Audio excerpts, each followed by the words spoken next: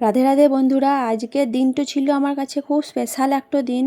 কারণ দীর্ঘ 10 বছর ধরে আমাদের বিজেপিকে আনার জন্যে যে যারা লড়াই করেছে এতদিন ধরে, তাদের মধ্যে প্রিয়া সাহা হইল অন্যতম একজন। তো তাই আমি প্রিয়া সাহাকে ভালোবাসা ও সম্মান জানাতে কিছু ফুল মিষ্টি নিয়ে ওনাদের বাড়ি এখন চললাম। তো পথে যেতে যেতে কত রকমই একটু মজা করলাম, খুনসুটি করলাম সবাই মিলে। হ্যাঁ, আমরা এখন টোটো করে যাইছি। তো টোটো করে যাওয়ার সময় এই যে পুচকিটার মুখটা দেখো একটু।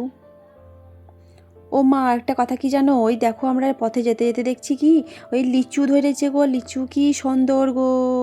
এ দিলে দুটো খেতাম গো, তো দিল না, কি করবো বলো। তো যাই হোক, আমরা এখন ওদের বাড়ি চললাম। কিন্তু ওদের বাড়ি যাওয়ার পথে একটা আমাদের সঙ্গে সুন্দর ঘটনা ঘটেছে। কি জানো, আমি একটা এত সুন্দর মায়ের মূর্তি দেখেছি কি বলবো, আমি কোনো দিন দেখিনি।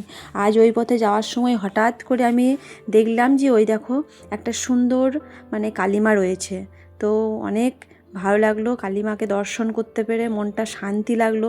আজকে আমি এই যে একটা শুভ কাজে যাচ্ছি, তার জন্য মায়ের দর্শন আগে আমি পেয়ে গেছি।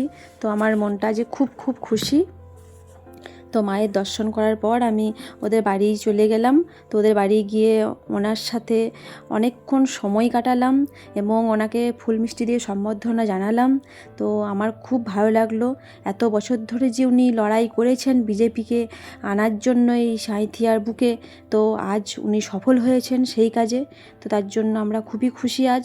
চলো, আমি এখন বাড়ি চলে আইছি। তারপর বাড়ি এসে এই দেখো আমরা খাবো। ও মা, এসে দেখি এই দেখো আমাদের সেই পুচকিটো কী কাণ্ড করছে গো। এই 4টি ভিজে ভাত ছিল কালকে রাতের, বুঝলা।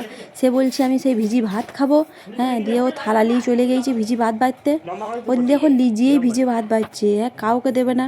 সবাই তো রীতিমতো বকাবকি ঝকাঝকি করছে, কিন্তু না, ও পারবে না, কারোর সাথেই ও পেরে উঠবে না। ও নিজে নিজে ভাত বাইরে বেড়ে খাবে। তো দেখো নিজে নিজেই কেমন ও ভাত বাড়ছে। তোমাদের ঘরে কি আছে নাকি এরকম 2-4টে? আমাদের ঘরেও আছে, সারাদিন পাগল করে রেখে দেয়, কি বলবো গো। ওই দেখো উনি এখন পা মিলে খেতে বসেছেন, এই পাঁপড় আর ভাত, আর কিছু লাইনি, ও শুধু পাঁপড় আর ভাত। এইদিকে ওনার মা ওনার জন্য ভাত ডাল দিয়ে মেখেছে, বলছে আমি ওই ভাত খাবো না, আমি এই ভাতটাই খাবো। তো তারপর দেখি ঝড় বৃষ্টি শুরু হয়ে গিয়েছে। কি ঝড় বৃষ্টি গো আজকে, প্রচণ্ড ঝড় বৃষ্টি।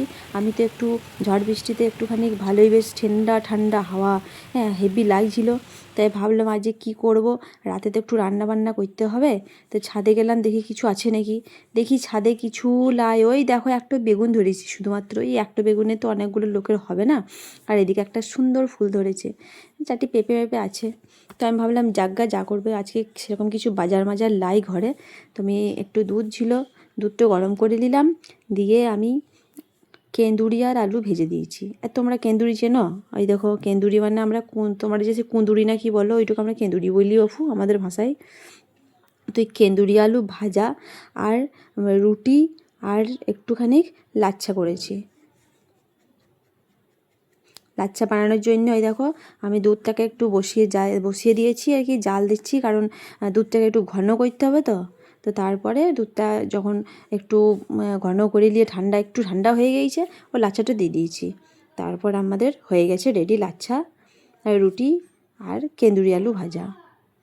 তো আমার ভিডিও যদি তোমাদের ভালো লাগে তাহলে একটা লাইক করে দিবে, আর যদি মনে হয় যে হ্যাঁ দেখার যোগ্য বটে, তাহলে সাবস্ক্রাইব করে দেবে আমার চ্যানেল।